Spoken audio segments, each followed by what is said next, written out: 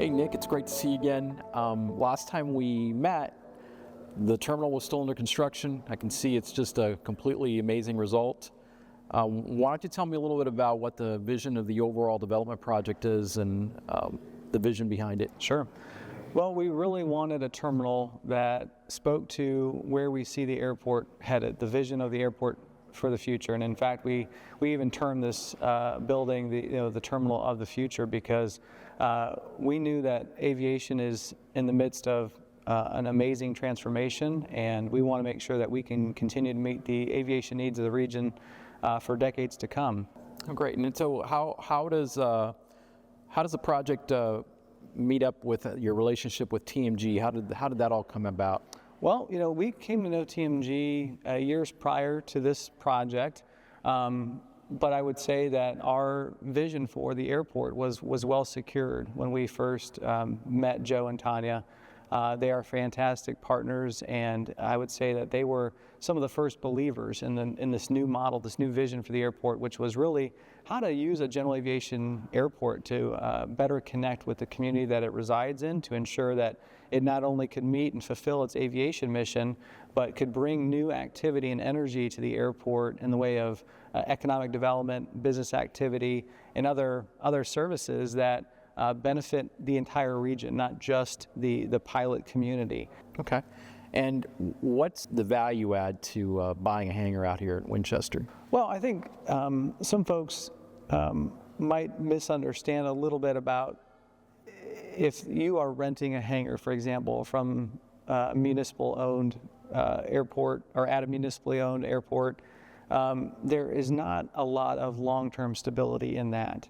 Something that you can have a ground lease situation where you've got decades of security, I think offers aviation users the best possible situation at a public use airport that accepts federal funds for that long-term stability. So if a buyer wants to purchase a hangar, the ground is leased. Tell me a little bit about how the ground lease works and how is the buyer protected with that lease?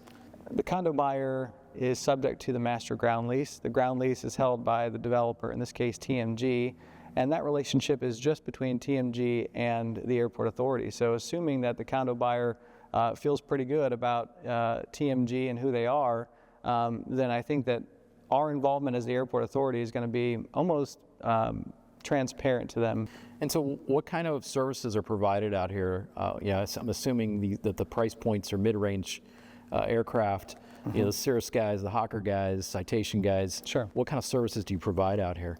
Well, we as the airport sponsor and single FBO provide all the aircraft fueling services, ground power, water, lav, oxygen service. We do all the groundskeeping, snow removal, mowing in the summertime. So I think what you will find is an incredible value proposition for basing an aircraft at the Winchester Airport. That's awesome. And so it's what, about an hour and a half to get out to DC from here? Yeah, depending on the traffic, it could be even less than that. We're about 38 miles or so as the crow flies from Dulles, so that should hopefully orient some folks, and people know the traffic around DC, so that is not necessarily a one-for-one in terms of minutes to travel, but proximity-wise, it's a great airport. And finally, there's a proposed 150 by 150 hangar and a restaurant. Tell me a little bit about all that. So that's part of our master planning around the main campus area around this terminal building. When we designed this facility, we put a lot of intentional thought behind what other support services might be required to bring out the fullest benefit, of this terminal building. And a large corporate hangar adjacent to the terminal is something that we're very interested in. We've worked with our engineers to site that and understand that there's definitely the possibility of putting that nearby, and we think that there's great utility in that for myriad users. And so the restaurant, a little bit more on that. I mean, what would be the requirements for that to actually formalize and become a reality?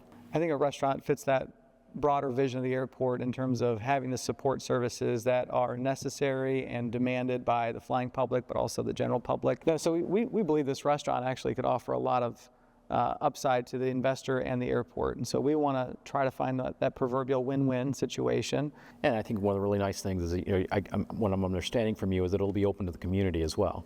Absolutely, and we feel like the success of that restaurant has got to be one in which it draws from the public and also, the businesses in this area. Yeah, I'm guessing there could also be catering opportunities for operators that come in and out of the area.